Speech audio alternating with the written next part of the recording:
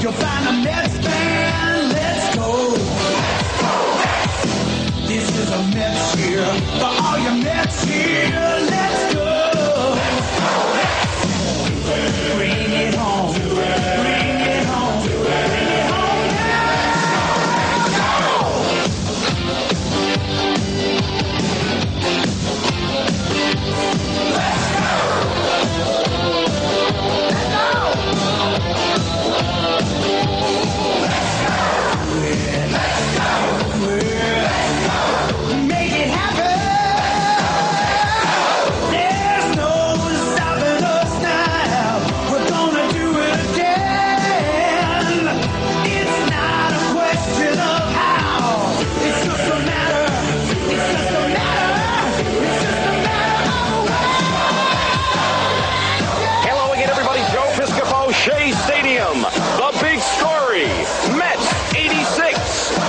exciting, thrilling, awesome. Let's take a look.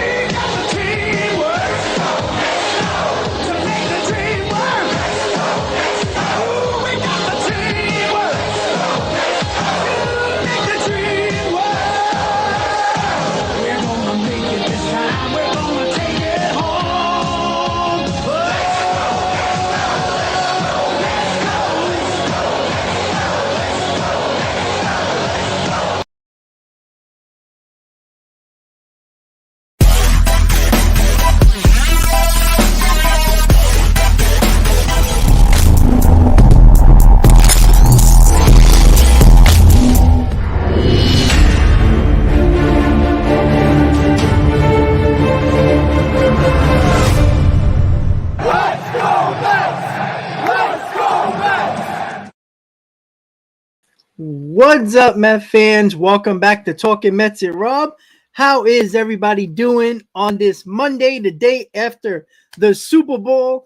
And we all know what that means. That is, it's baseball season. No more football.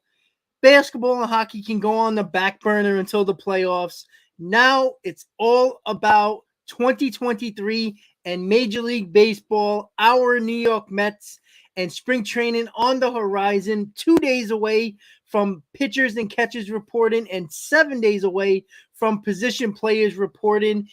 In 10 days, I will be at Port St. Lucie for the 5 days just to hang out there, enjoy spring training, the weather, because New York does suck, and everything else spring training with it, the anticipation of the season, all our predictions that will be wrong as always, but it's always a lot of fun to get baseball started. We got Baseball Night in New York on right now. We got you guys hanging out with me for the next hour with Mets Hot Stove Live. Hopefully everybody is enjoying themselves. Hopefully everybody had a good Super Bowl. it was a very odd Super Bowl. A lot of people predicted a lot of weird things, and nothing really came to fruition. And of course, the Super Bowl had to involve a referee throwing a flag at the worst possible time to basically hand the Kansas City Chiefs the Super Bowl.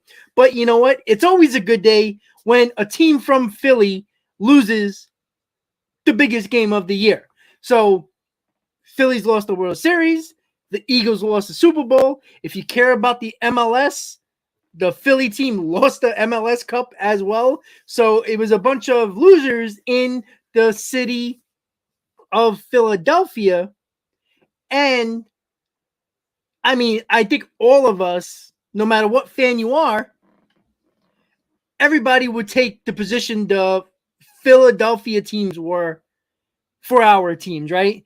I mean, it would be nice if, say, the Mets, either Jets or the Giants, or in my case, the Cowboys, but the Jets and the Giants, or, you know, whatever team, the Knicks or something like that, at least made the championship game or made the World Series or something like that. You know, you'd rather have that. But you know what? It is what it is. It is Loserville right now, and the Philly fans can't control themselves because they had to turn over cars, burn stuff because they lost the Super Bowl. And, you know, even though a lot of people don't like New Yorkers, let's be honest, there is nothing worse than the Philadelphia fans that just proved it once again, and they don't know how to behave themselves. Let's be honest. Our New York teams have gone through a lot of losing, a lot of tough losses. We don't do crap like that, right? We might shut down cities for a virus, but we don't loot, we don't burn things down after our teams lose a big game. It just doesn't happen in New York. And you know what? Philly once again shows how, you know, it's not everybody, right? Let's just make that clear, right? There's always a bad batch in every city that makes everybody else look bad. So it's unfortunate. It was kind of nice to see, especially, you know, I went to catch Astoria last night for the Super Bowl event that they had, obviously in Astoria.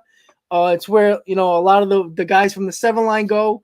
My boy Mike was there. He was bartending behind the booth. I didn't even get to see him because it was so damn packed. But a lot of people from the 7 Line was there as well, so we hung out there. A lot of fun, drinking, all that fun stuff, and food, and it was a good time. But speaking of the Super Bowl, how about that New York Mets commercial that our lovely owner spent all that money? They showed the commercial before the Super Bowl and like around the first quarter of the Super Bowl. They showed it twice. It's a good commercial. Again, it's nothing to go crazy about. You know, it was about ticket sales, which, you know, some people were thinking that, oh, he's going to have a commercial with Pete Alonso stating that he signed him long term. It was just a commercial with a bunch of players that was silly and, you know, put you in the right mood and talked about ticket sales. And that's something that, you know, it was cool to see, especially, you know, on a national stage. It was a lot to see and it was fun to see. So that is something when it comes to commercial that, you know, as Met fans, we lucky to get any notoriety at all, especially when the damn Wilpons owned the team for that many years. So, another thing on the menu is the MLB's Joint Competition Committee has voted unanimously for the extra inning rule with the player on second. And I don't like it. Like, I understand they want to speed up the game. I get it ends games quicker than usual. If they wanted to keep that runner on second and extra innings, they should at least play the 10th inning with playing the inning without runner on second. Give one inning to play actual real baseball. And in the 11th inning, if it goes to the 11th inning, then put the runner on second if you want to do that. It just doesn't make sense to me. It's so stupid to have that runner on second. There's a lot of games, and it's not just goes for the Mets. You can count probably a handful of games throughout the year that went into extra innings that your team won or lost based on that regular season winning games and losing games based on the runner on second. And I always said this from the beginning: the runner on second always benefits the away team because they get the first chance to score numerous runs, and they could just keep going. And then the home team either has to catch up or try to win the game. And I feel like it's a disadvantage for the home team. And the MLB's joint competition committee is just stupid. I don't know why they like this. It makes no sense to me. I don't think it helps the home team at all. It gives the away team the advantage. I mean, just because the home team gets the less licks doesn't mean it actually helps the home team, because the away team gets the first chance of scoring those runs, and it just doesn't make sense to me. It's stupid. It's unfortunate, but it's a part of life once again. And what are we going to do? We just have to deal with it. And, we're not going to stop liking baseball because of it. But we are all going to complain. No matter if you're a Mets fan, Philly fan, Brave fans, or whatever, it really doesn't matter. The point is, it's a stupid rule. Nobody likes it. That's one thing a lot of baseball fans can agree upon, is that Rob Manfred and the idiots that work around him don't do a good job. And this is the stupid rules that they have. We got the pitch clock. We got picking off player runners on first. They can only do a couple amount of times. And it's just too many rules that is not really the beauty of baseball is the uniqueness of it, right? Throwing over the first, if the pitcher throws over 5 times in a row before he throws the pitch, it's the fans booing. That is the nostalgia of it. It's holding up the game. Yeah, sure. But you know what? You know what's really holding up the game? All the damn commercials that they have for every inning, every pitch and change, every this, every that. That's what it is. But I don't see Major League Baseball cutting out a commercial. Cut out 5 commercials. I guarantee you'll save 10 minutes from the game time. Right? But we don't do that, right? Because that's money that they're losing out of their pocket. Let's not act like I'm sorry. There is no person that is not a baseball fan that is going to start watching baseball because they shave 9 minutes from the total game. So the game, instead of being 3 hours and 39 minutes, it's 3 hours and 29 minutes. No fan is going to stop or is going to start watching baseball when they never did it in their life. Baseball is a sport you grow up watching and liking or playing. That's what it is, and that's what it's always been. I don't know many people that started at 25 years old starting to like baseball just like that. You like it at a young age, and you grow up with the game. That's basically it. It's not like basketball. Like other sports, they get the fans. Especially basketball and football, people that don't really like football or basketball or another sport, they tend to like grow into it a little bit. But baseball, because it's a game that is at a slower pace, that is more strategic, that is more, X's and O's when it comes down to strategy. This day and age, especially the people now, especially the younger generation, they want instant action. They need it now, and they need it right now. Baseball's not like that. Baseball, now, before the DH was in both leagues, the National League Baseball was still the beautiful part of the game. The double switches, taking out pitches at the right time because he's going to be batting second in the next inning, in the next half inning.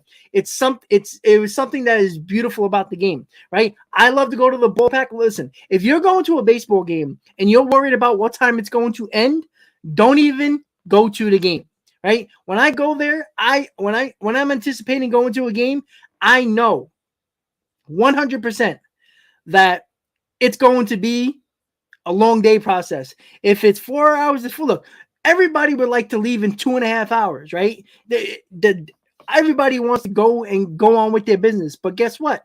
We know when you buy a ticket to a baseball game, if you expect this game to end in 2.5 hours or 2 hours and 45 minutes, you're fooling yourself. All right, you just are. And then you complain. And the people that are not real baseball fans who just go for an event, they're the ones that complain about it, and it's like nobody cares about you. That's it. It's very simple. It doesn't matter. The whole point of baseball is the strategic aspect of it. The pace. You know what?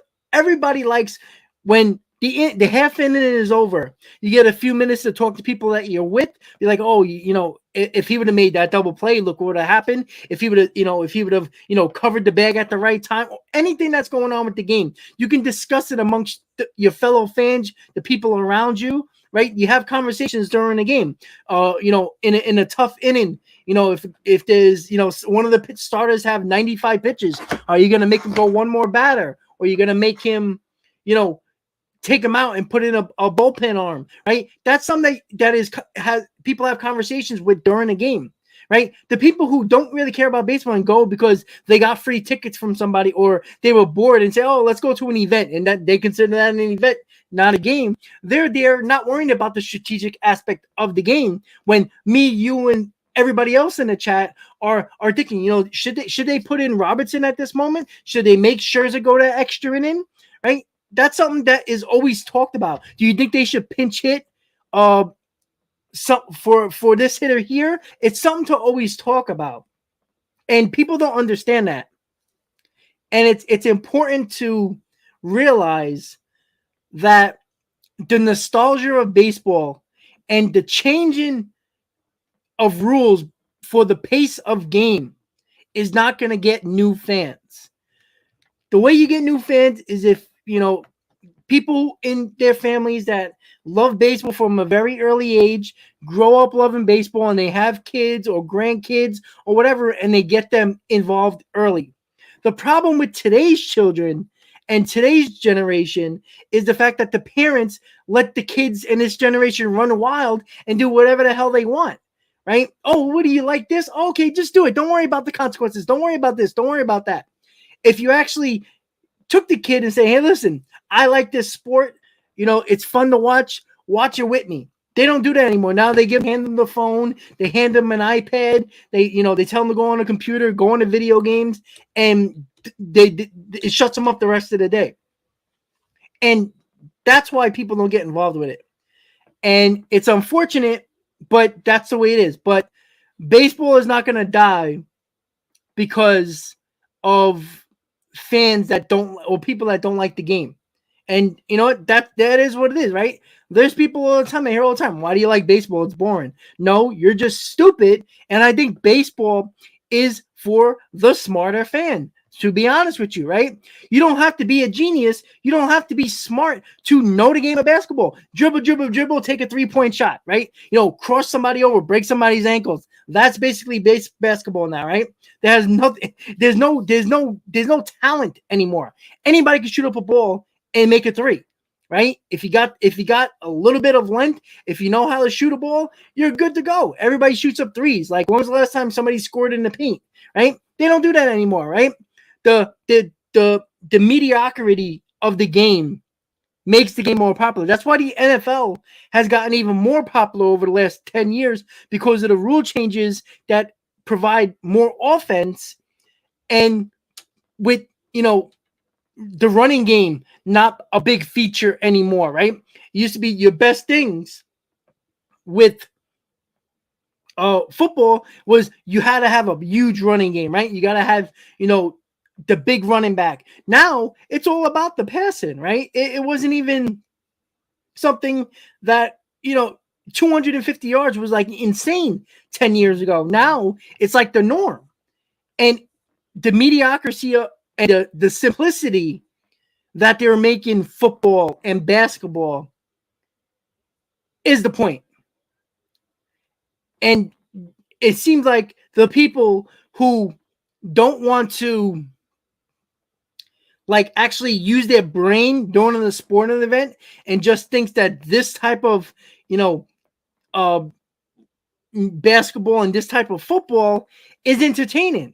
It's really not, right? I mean, look at the Super Bowl yesterday. It came down to a flag being thrown for a ticky-tack call that cost the Philadelphia Eagles the game. Like that, like I said, I wish the Eagles would have lost, like with no issue at all, right? I'm happy that the Eagles lost. I can't stand Philadelphia, but let's be honest, that was a moment where the referees had to swallow the flag, swallow the whistle. Don't call any penalties in that spot. It wasn't egregious. He had his left hand barely on the jersey. Like, let's be honest. Mahomes threw it 15 yards ahead of him. There was no way the guy was going to catch the ball anyway, and they called it. Stupid. So the point is, baseball is always going to be a mind sport. It's something that every single moment of every single play, or in between plays, or in between innings, there's always strategy. There's always thinking going on, and we talk about it all the time when we're watching games when I'm live. Right? What do we talk about? Right? There's the first batter is up, and it's the fifth inning, and it's a 1-0 lead or 1-0 deficit, right? You're starting to think, all right, should they pinch hit for this next guy coming up, right? There's always something to talk about. When are you going to bring in the bullpen? When are you going to leave in the starter? Everything, now the shift ain't really that much of an issue because it's banned, but there's so much that you have to think about, and that's the beauty of it. And that is the most important thing that is funny to me, because of the fact that when people say it's boring, and I say this all the time to people like, oh, baseball's boring. I go, no, you're just stupid. And I say that all the time to people. I'm like, if you actually sat down and learned the game and realize how many things happen, how many things are thought about throughout the game, it's basically a test of the mind when it comes to that, because one wrong decision can either win the game or lose the game to you, and that's something that is important. So that's what it is. I'm going to look at the comments really quick. I see Ken talking about his 70s Knicks. Well, Ken, I'm sorry, I apologize, but I wasn't around in the 70s. Even though I was around for the 90s Knicks, and that was fun. That was when basketball was basketball. When you try to, get into the paint and get to the rim, you're gonna get laid on your ass. So that is something that is interesting to me. But then, like I said, when on average they throw up between 35 and 43s a game, it's kind of a joke, because there's no skill in that. It's just throwing up the ball and praying it goes in. When I think the average is like 19% of 3-pointers made in the NBA. That's a joke. I'm sorry. It's like they're not good at it, but keep on throwing up the threes. It's crazy to me. All right, so let's see. If the MLB did a redraft tomorrow, who is the first overall pick? Probably Shohei Ohtani, because it seems like everybody's in love with him. Joseph, yeah, hell yeah. Like I said, you do what you gotta do. Like I said, the World Baseball Classic, the only thing I worry about is my players on my team getting hurt. As long as everybody's healthy, the World Baseball Classic is the World Baseball Classic. Like I said, would it be cool for USA to win? Yeah, sure. But that's not going to make me feel better about the Mets on March 30th on opening day in Miami. Like, as long as everybody comes out healthy. Yeah, Steve, but here's the problem. Baseball always involves strategy every time. Football does not. All right, let's be honest. You can't play defense anymore. So putting up a scheme defense, like, it's either blitz or provide pressure on every play, or play cover 4. There's basically two different defensive ways they can do this in football. And look at now. Running backs are basically a waste of time now, even though they can easily still win football games. Like, finally, you saw what happened when both teams started to run the ball a little bit. It actually made a difference. It wore down the defense. But when you throw 35 times and you throw for 250 plus yards every single game, and that's a joke. That's the way football is. Football is not strategic anymore. You can tell the coaches don't know when to use timeouts, plays that don't make no sense at all. It's just so much, like, there's no more like kickoffs that actually is exciting anymore. They try to speed up the game and try to make more offense a priority, when defense is a hell of a lot more fun, because it came down to, at the end, a defensive play that was actually called a penalty when it shouldn't have been. Football has gone soft. just like every other sport, and you can't touch anybody, or it's a penalty. It just doesn't make sense to me. So unfortunately for me, the sport is weak. It really is, right? Like, these guys aren't tough anymore. They're not. And that is unfortunate.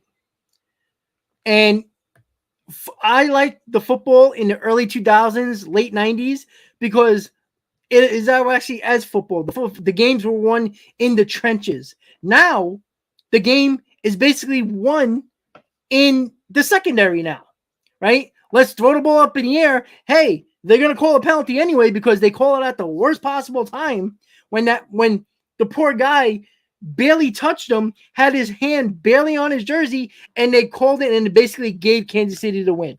And it's stupid. That was a great game yesterday.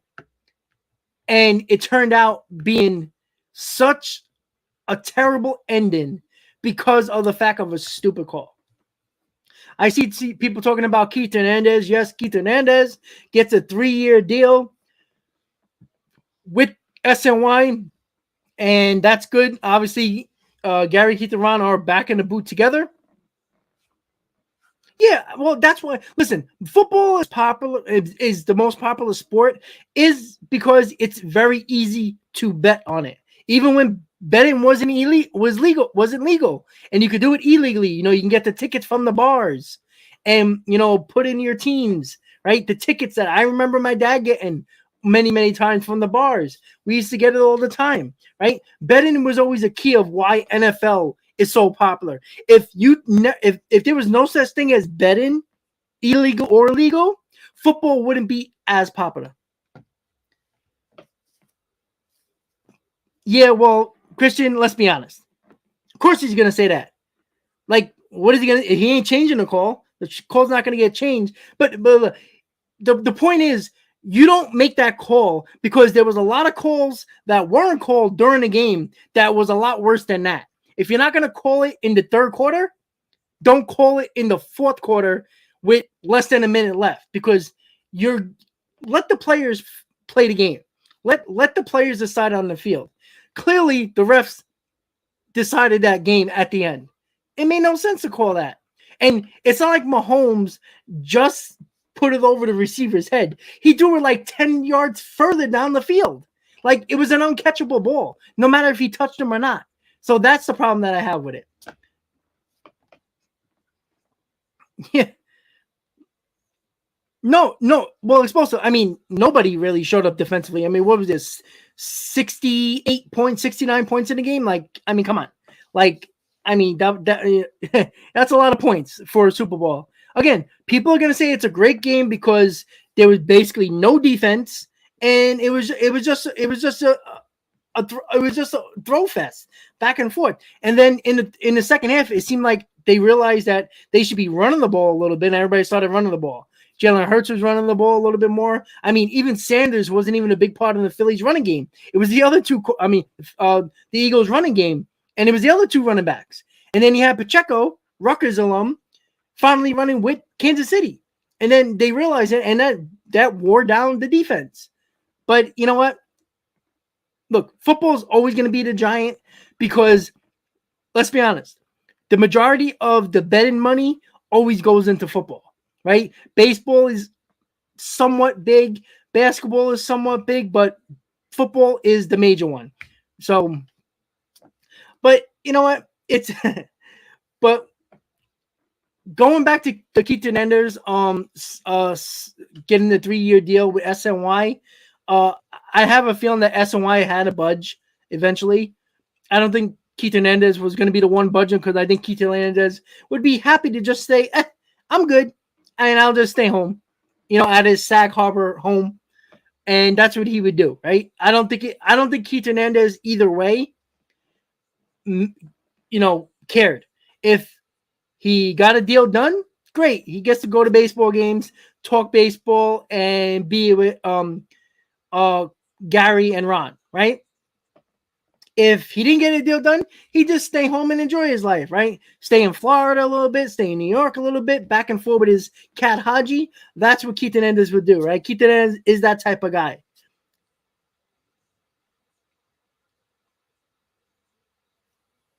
Well, Steve, I don't necessarily agree with you. It didn't came down to any coaching strategy, because if that was no call, it would have been a much harder field goal to make than what it ended up being. Right? Right? I don't see where any coaching strategy came into play yesterday. All they did was throw the ball all over the place. I mean, was there even defensive coaches even coaching yesterday? Because they did not look like they played any defense at all. Like if I would have woke up out of a coma last night and saw that call from the ref, I'm like, what the hell what is it, crazy? Like, come on, it's just completely crazy. Oh, I'm sorry, Brian. Who is a bat in the NLEs who benefits the most from the shift? I could say a lot of players, to be honest with you.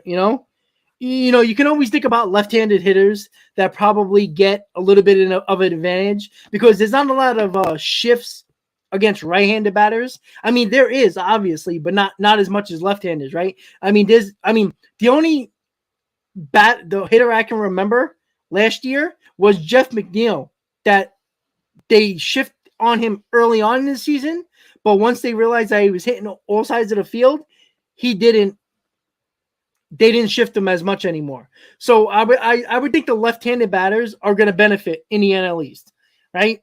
Name the left-handed batters, right? Harper, Schwarber. You can think about probably, Olsen of the Braves. You could think about, Lindor when he bats left-handed. It's probably going to help McNeil a little bit more. Probably Escobar as a switch hitter as well. But it is going to be interesting to look at. I mean, listen, I think if you're a 213, a 220 hitter, you're always going to be a 220 hitter, no matter the shift or not. So, if you're a 220 hitter, I don't expect a 220 hitter to hit bat 260. And it is showing on Baseball Night in New York about Nestor Cortez having a grade 2 hamstring issue, and he's going to miss a couple of weeks. So that's another interesting thing as well. And that was something that didn't even involve the World Baseball Classic yet. Yeah, the new pitch clock rule, Brian, is another thing that is stupid. Like, even the throwing the ball to first only a certain number of times. Because, say if the Mets still had Taijuan Walker, a big part of Taijuan Walker's game was the pickoff move. And now that he can't, pitch over as many times as he wants, pick off as many times as he wants, he loses a good part of that.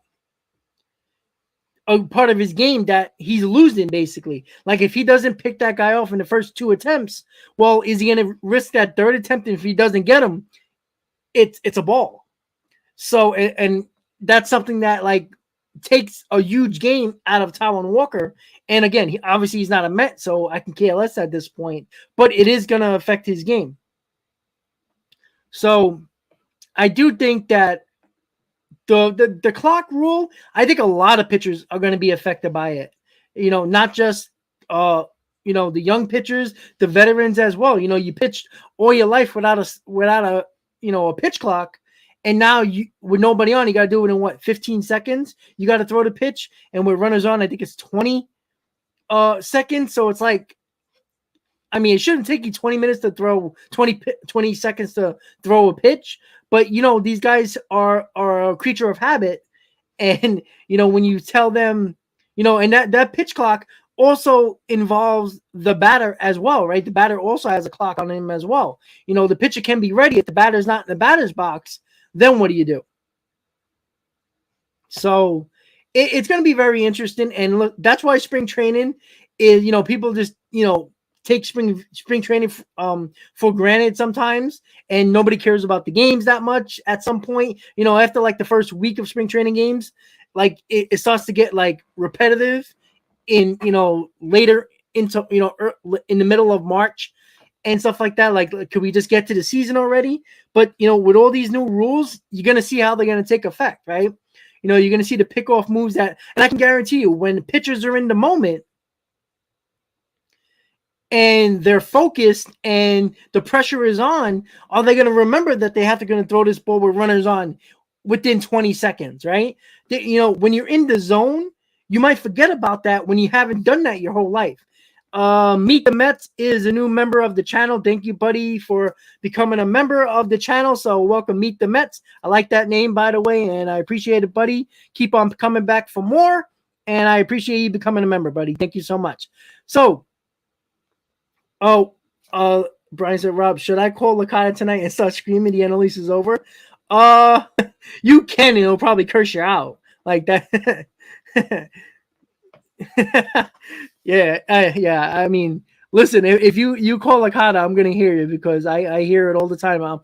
As you guys know, I work overnight, so that I listen to. Unfortunately, I listen to Keith McPherson. Again, he's not a very popular figure amongst a lot of us, but I listen to him because I like listening to sports radio while I work, and it leads right into Salicata. So for about 8 to 9 hours during my overnight shift, I hear both of those guys a ton. And yes, I had to deal with McPherson talking about the Mets throughout that time. But Joe, yeah, well, McPherson is one of those guys that is. Yeah, I remember, Joe. You showed me. Yeah, he's one of those guys. Like we remember, we talked about this during the season, right? When the Mets beat the Yankees at Citi Field, he made excuses. He goes, "Oh, this is not the same team we're gonna have after the deadline. We're not gonna, it doesn't matter at this point. It's the Mets World Series to them and all that stuff." And then when the Yankees beat us at Yankee Stadium, it came down to, oh, look, he put that on Twitter. Oh, look, we beat the Mets. And, he made a big deal out of it when he tried to sweep it under the rug when the Mets were beating up the Yankees at Citi Field. So it goes both ways, right? Like that's what I'm saying. Like he's not like efficient. He's not, how can I say it? He's not a type of guy that is equal. And, Salicata is crazy and he's a little nuts, but Salicata reminds me of myself, and he's relatable because he's crazy. He's a fanatic, right? Everything he does, he puts 100% to it. Even if you don't agree with all his takes, like the NL East is over thing. Let's be honest, a lot of people love that. Like a lot of Met fans love that. When I heard that for the first time, and doing the all doing all that stuff, and NL East is over. He did that. Right. And, to me, Salicata is entertaining. He's a little nuts, but he is that type of guy that reminds me of me. Right. I get pissed off and say every curse one under the book when the Mets lose a bad game and they should have won it.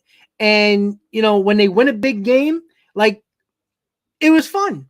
And that's how you react. And that's something that I do like. I do miss Francesa. Again, that I grew up with Francesa and everything like that. So, it's hard, him and Dog, it's something that even when Mike and Chris had that reunion at Radio City Music Hall, I went to that in the city. I don't remember how many years that was ago. I even bought a shirt that had Mike and the Mad Dog shirt from Radio City. I remember that I was in the upper tier, and it was a great show. It was like 2 hours or something like that. That was like great. Like that brought me back to when me and my dad were in the ball, in a park, playing catch, him hitting the ball to me. We always used to have WFAN on.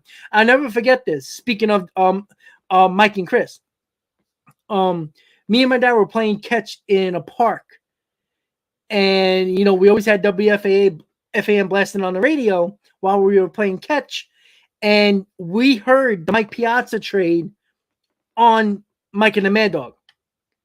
And I never forget this. When me and my dad heard that, my dad was like, "Oh, look at that. We got him from the Marlins." And my dad, I believe it was the next day, bought 2 tickets for Mike Piazza's debut with the Mets.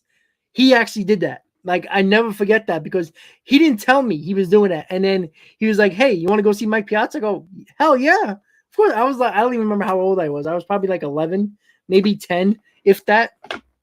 But that's the moments there. That's why baseball is great.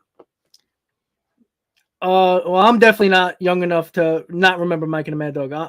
I listened to him like I said, I wasn't around when he started, But when it got into like the mid 90s, that's when I started to listen to it. And of course, I had to deal with the whole Yankee dynasty part, so that was annoying. But let's be honest, for me, Adolph Francesa was always fair to the Mets. I always think he had like a little piece in his heart for the Mets, because everybody feels like when Mike and Amanda were always talking about the Mets should get Piazza, the Mets should get Piazza, and it happened. People gave a lot of credit to those guys because they always bashed the Mets for not doing it, and then when they did it, it seemed like it was up to them. Joe, what's second? Oh Jesus, I don't remember. I could ask my dad; he'll probably remember, but I don't remember. Like I said, I was young. I don't even think I was in junior high school yet. So, I was like 10 years old, maybe 11. If I can remember, if I'm not mistaken, I don't remember the section, but I think I was in the mezzanine. And as you all know, the green seats. So, I believe it was it could have even been the loge, the blue seats, the underneath the mezzanine section. When the pop-up went up, you didn't see the ball, right? And I remember sitting there in the NLCS in 06. I was in the last row in the loge. So the Andy Chavez catch, I didn't see Scott Rowland's ball go up in the air. All I saw was Andy Chavez running back. That was a lot of times where my dad sat. But if it wasn't the mezzanine, it was definitely the loge. Yeah. Those were the times. Yeah, Evan and Joe were pretty good as well. I always liked Evan better with Joe because they actually talk sports, because Beningo didn't care about anything else but sports. The pain. So that's something that it's a nostalgia factor, right? Like I said, WFAN wasn't what it was 15 years ago, even 10 years ago, right? So, it is what it is. Don Imus, if it wasn't for him saying those stupid words about the Rutgers girls basketball team many years ago, sports radio would have been, the morning show would have never been the morning show, right? The afternoon, the midday show probably wouldn't have existed. There would have been so much to that. Yeah, yeah. I'm already up with Sal. So, like I says, not a lot of stuff happened. Yeah, Sid Rosenberg as well. Yes. Oh man, the days, man. Sid Rosenberg. Huh. But it's always good to talk about that, and it's like, when I was a kid and stuff like that, times were a little bit tough. You didn't always have the cable, you didn't have TV all the time like that. And, the radio was a big part of my life, right? That's why I love Howie Rose. I love Gary Cohen when he was on the radio before he went to SNY. Like, I remember those things. I remember the big home run calls by Gary Cohen, before he went into the booth for SNY. It is something that, no, Ken, I don't listen. If it comes to, news in general, like, world news, local news, I don't care anymore. Like, because I do not care anymore. Because during the pandemic and after the pandemic, news couldn't bother me more, because it's not news anymore at all. It's all about persuading your viewers, no matter what you watch. We know the channels, the news channels, right? If you're on this channel, you're clearly supporting this type of party. If you're on this channel, you're supporting the other party. It's not about reporting the news. It's about reporting the news that your viewers like, or your viewers will believe, right? That's how it is, back and forth. So I can care less about the news anymore. This world is shit anyway. So as long as I got my sports, I can care less. Give me sports news. Give me sports radio. My TV does not turn on the news anymore. Right now, I'm watching SNY right after Baseball Night in New York, and I'm watching Oh Yeah, because I don't care about the news anymore. I can care less about Fox. I can care less about MSNBC, CNN, whatever you want to watch. Keep it on you. No, Ken, it does not have nothing to do with being young. It's because everybody's full of shit. That's the problem. Because you could turn on any channel you like with news, they're going to provide the news that they know their viewers like and will agree with. That's basically it. And I don't care either way. Because as long as I can turn on a sports channel, I can watch it. I can deal with it, right? Right? You know, I just don't really care. Like I said, anybody's gonna believe what they want to believe. If you're gonna believe this, you're probably gonna go to that news that reports that. That's basically what it is. And it's not, I don't blame the people for doing that. It's just, it has nothing to do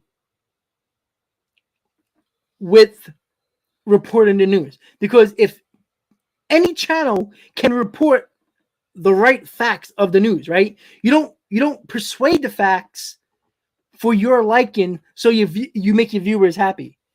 Who cares?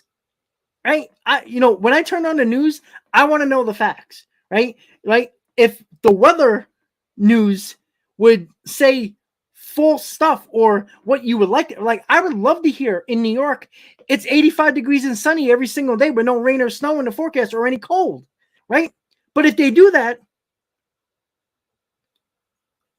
you're just saying what I want, but it's not true. So if you tell me it's 85 and sunny and I go outside and it's 25 and snowing, well, guess what?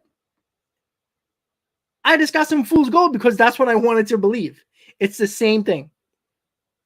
You know what I'm saying? So it is always interesting to me how nowadays how news works, right? That's why I stick to sports. Don't get me wrong. Is it important to vote? Is it important to, do get the facts of whoever's running, whatever local, state, government, whatever. Yeah, exactly. The balloons. Listen, the point is vote for you want to vote for, but make sure you know who you're voting for, right? Just don't vote for him because you don't like that guy's personality, because that ain't going to help you when he raises your taxes to all hell, right? It's just, you have to read the tea leaves. It's just crazy to me. So yeah, well, I mean, listen, guys, we seen it yesterday, right? With the beginning of the Super Bowl, right? They did the Black National Anthem and they did the National Anthem for the United States, right? They did both.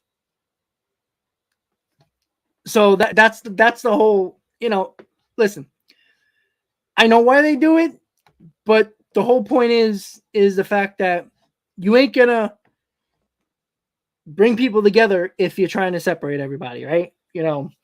I'm a big advocate for making sure that everybody has a voice, but at the same time, let's be honest, guys. I don't care if you're a Republican, Democrat, doesn't matter.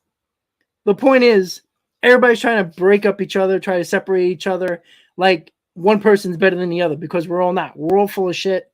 And until you realize that everybody you vote for is full of shit and they just want to get into office and they don't do nothing when they're in office, then what's the point, right? Do what you got to do. Enjoy it if you want to enjoy it. Vote for who you want to vote for. I ain't going to tell you who to vote for because, let's be honest, it doesn't matter because you're not going to persuade people to vote the other way. It's just not happening anymore. That's the way this country is now. It's just a matter of believing what you want to believe in, right? It's the same thing with the Mets, right? I can tell you they're going to win the World Series. I can persuade you, but that does not. Like if I report, hey, the Mets are going to win the World Series, are you going to believe me? You might.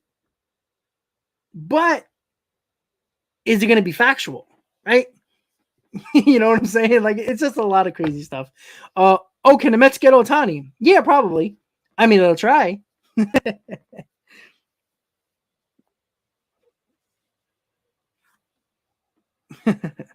Hey, listen, citizen, listen. Listen, the reason why it's talked about now on sports channels is because the sports, the MLB, NBA, NFL, they are bringing it in to sports, right? I don't, even my dad, you can, whenever he comes on one time, you can ask him. We were in LA, Mets Dodgers in 2021. They played both national anthems. And that was right after, the whole pandemic stuff. So listen, I have no problem with that. But it's to be divisive and not to support a population, right? It's not about supporting the population anymore. It's about all that stuff. I don't vote. You know why I don't vote? Because I learned my lesson.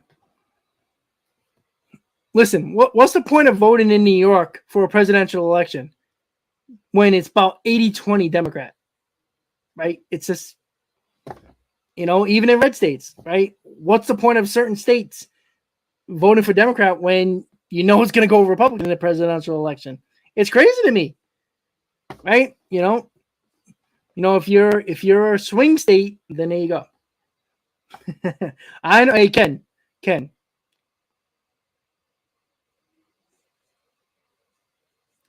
Citizen. The point is, they played it. It's a song. They could listen.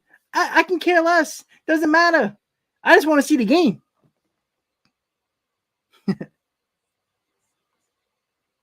Yeah, I agree. I agree. Hey, listen. I think every politician is full of shit, so it don't really matter to me. All right, guys. So when it comes to pitchers and catchers in 2 days, what is the main story that everybody's going to start to be talking about? I think it's going to be a lot about Brett Beatty. And the reason why I say that because, you got Escobar going to the WBC, and it gives him a full-blown opportunity to play every day in spring training until the WBC is over, at least when Venezuela, when Escobar is playing, is still alive. It is something that is always very interesting to look at. That's one of the biggest things that everybody's going to be talking about, because a lot of people want Brett Beatty to make the team. Shoot, a lot of people want Alvarez to make the team as well, which is much more unlikely than it is Brett Beatty. I think Brett Beatty has a real good chance of doing that. And what's interesting as well, and you guys saw the poll that's up there, who is the biggest threat in the NL East to the Mets? It was right before I went live. It was the Braves winning by a decent margin. I don't know what it is now, but I'm assuming it's still the Braves. That's how much lack of respect we are giving the Philadelphia Phillies. Listen, I can make a huge case for the Phillies and the Mets to be better than the Atlanta Braves. The Braves get a lot of credit for a lot of things, but they have extreme issues, big issues that I don't think they addressed. And, I honestly think that the Braves have holes that they're not going to overcome. Sooner or later, it's going to smack them in the face, and they're not going to be able to, if they have sooner or later, you can't start off slow and always come back like the Braves did the last couple of years. It's not sustainable. It's not. Because sooner or later, there's going to be a young player that they bring up from the minors that doesn't pan out, right? They're going with Grissom this year. That's why they didn't sign Swanson. It's more likely than not that he's not going to be anywhere near Swanson. And, losing Freeman and losing Swanson in back-to-back years, it's like nobody wants to talk about that. Like, that's not huge losses. And yes, they won 101 games last year without Freeman. But guess what? When they got to the playoffs, what happened? Right? Where was that leadership? Where was that player that you can always go to when you needed a spark? Right? It seemed like Freeman was always that guy with the Braves. Right? Swanson was that during the season last year. Swanson destroyed the Mets last year. Every time there seemed to be a big hit, Swanson was involved. So the amount of respect the Braves get is warranted. I get it. But I don't see why so many people are trusting in that rotation. They just re-signed Charlie Morton, who's another year older, who was non-existent last year, late in the year.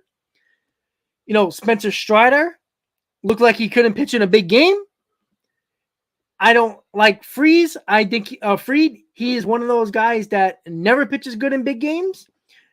I still to this day believe that the Mets blew it on their own, and I don't think the Braves took it from us. I think the Mets were basically done in the water in the month of September. And going into that series, it was insane. So I do think that I can make a pretty good case that the Braves could be worse than the Mets. And I'm not saying the Braves are going to win 85 games, right? That's not what I'm saying. So, yes, I'm going to get killed from Brave fans after this stream is over and they see it. That's not the point. The point I'm trying to make is the fact that, there can be 3 teams in the NL East that can have 93 wins or more because of the balanced schedule. You play the teams in the NL East or your teams in your division less now. There's more of an opportunity to win more games outside of your division, which there's a pretty good chance that 3 teams can win 93 plus games. Not saying, I don't think anybody's going to win 100 games in the NL East, put it that way. But I can see the Mets winning 98 games, the Phillies winning 97, and the Braves winning 96. Or you can reverse it. The point is, I do think that all 3 of these teams are going to make the playoffs. Obviously, 1 with the division, 2 with the wild card, just like we saw last year. But, if you look at the teams, the Mets stood more impact lineup-wise than the Braves did, right? They're losing Swanson. I've watched Braves channels. I listen to Atlanta radio. I listen to what they say, right? They don't talk about Swanson as a loss at all. And that's a joke.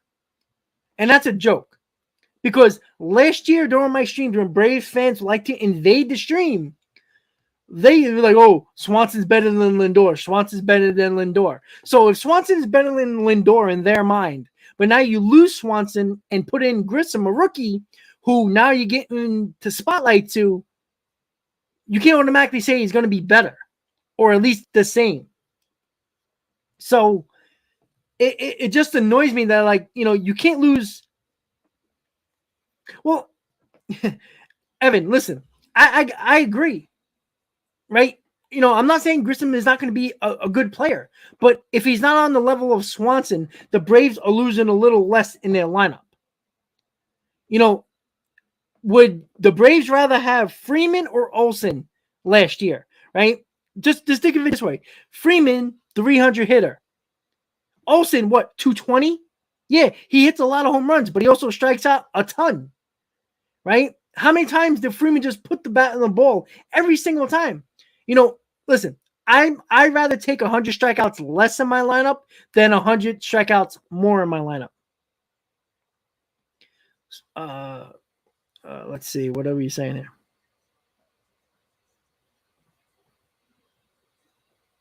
here?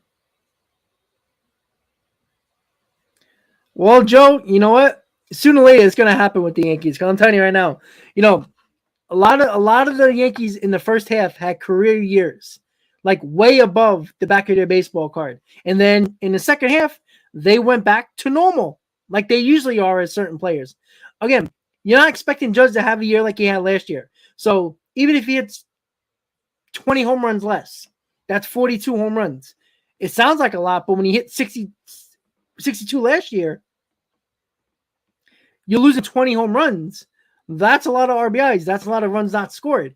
Where are they getting that from? Who knows? But it is always interesting to look at. As much as people want to kill the Mets lineup, the same that they similar to what they had last year, scored 4.75 runs a game. And I do think there's going to be more power added to that lineup because there's a couple of guys in there that I think could have had more home runs that they didn't get last year. We brought this up many times, and I brought it up in the last couple of streams. there's between 35 to 45 home runs the Mets lost out on last year that they were easily expected. And I'm not expecting one guy to hit 25 home runs that I'm going to bring up. But the DH with Dominic Smith and JD Davis, 2 home runs between both of them. That I think the Mets were expecting at least 10 to 12 home runs from each of them. That's 24 home runs right there. The catcher, they expected McCann with 10, 11 home runs. That's 34 home runs right there. That's already missing from the lineup.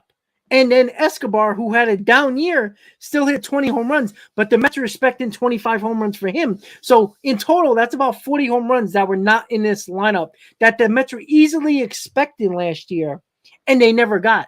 If the Mets were scoring 4.75 runs per game last year for the season, if they hit another 25 to 30 home runs that was easily expected, that would have put that team over 5 runs per game, and they might have won 1 or 2 more games more throughout the season because of that. And the division wouldn't have been a question at all. So I think Narvaez, you're going to see the power from him.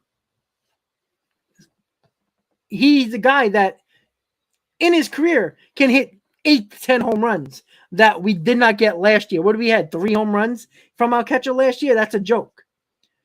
I think you're going to see a little bit more power from other guys that we were expecting to have power with. You know, as much as I don't like Vogelback and don't like Ruff, if Vogelback would he hit 16, 17 home runs last year? Would he hit 4 with the Mets? You're adding 17 home runs in total for that DH spot for him to just be Vogelback, who is not that good. 17 home runs is fine. You know, that's added. That's what we didn't get last year with Dominic Smith and JD Davis. That's something you have to look at as well. And yes, the Knicks or Nets are happening tonight. Let's see if the Knicks can actually win a game against the Nets without, no more KD, no more Kyrie. The circus is over with them, so it'd be very interesting to look at for sure. So with that said, guys, Mets hot stove is going to be very interesting. Well, they ain't going to be, put it this way, we're going to have spring training live streams about like spring training previews throughout the entire next week or so. This is going to be the last Mets hot stove of the off season. We're going to get the next live stream you're going to see is spring training preview live. That's what it's going to be throughout spring training. We'll do a couple of live streams during spring training games. Just, get it back in the groove, get it back into the baseball mode. So the new people who didn't join my streams last year during Mets games have an idea of how the setup is. I do put the TV broadcast sound on with MLB Game Day on the screen with me in the corner of the box for instant reactions. So you get everything. You get the visual, you get the sound, you get everything you need to hang out with me during the season, during Mets games. Will be a lot of fun. So all the new people who are subscribing to the channel who haven't got that opportunity to check it out, it is a lot of fun. People love it. Ken, of course I welcomed you. Hey, look, Ken's here, guys. Ken is here. Ken's here too. He got here in time. Hoagie Vogie. There you go. So, with that said, guys, I appreciate everybody that tuned in throughout the off season. We're on the road to 5K subscribers. Can't wait till we get to that point, another milestone. Let's be honest, guys. When I started this channel, I was never thinking I would get past 100 subscribers. I'm totally honest with you. I love baseball. You love baseball. And that is something that is a passion that I want to bring, that I know you guys bring as well. And it's going to be another fun season. There's going to be a lot of ups, a lot of downs. Absolutely. So I appreciate you guys tuning in to all the MLB free agent frenzies during the offseason, the Mets free agent frenzies, and of course, the ton of Mets Hot Stove Lives. It's been a great time this offseason.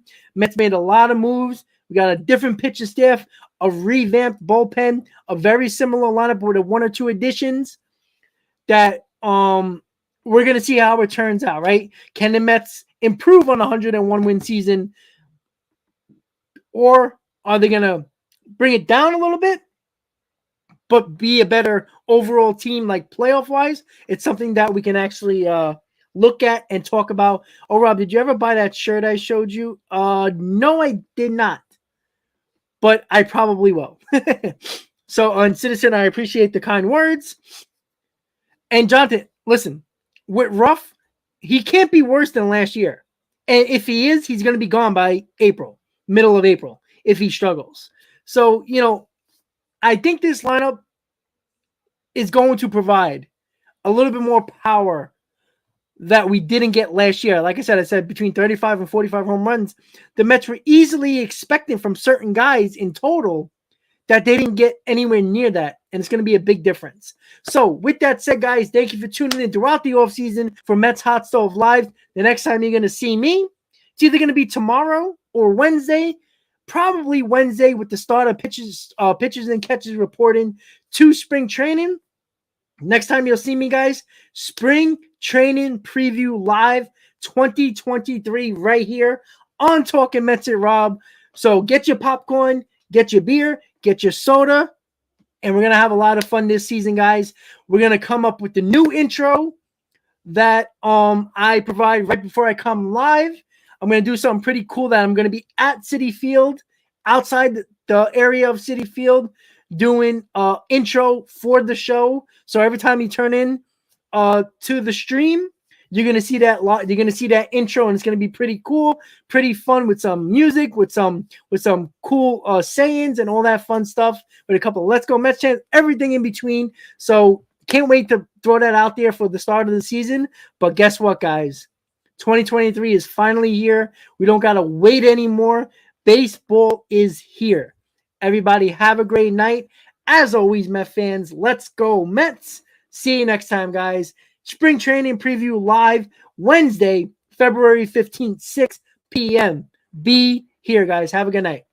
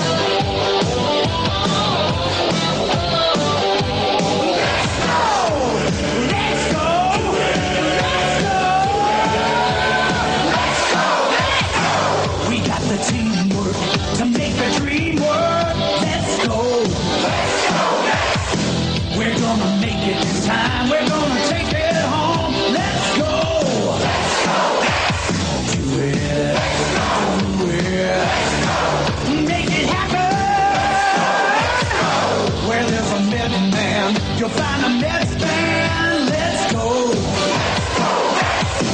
This is a Mets year for all your Mets here. Let's go.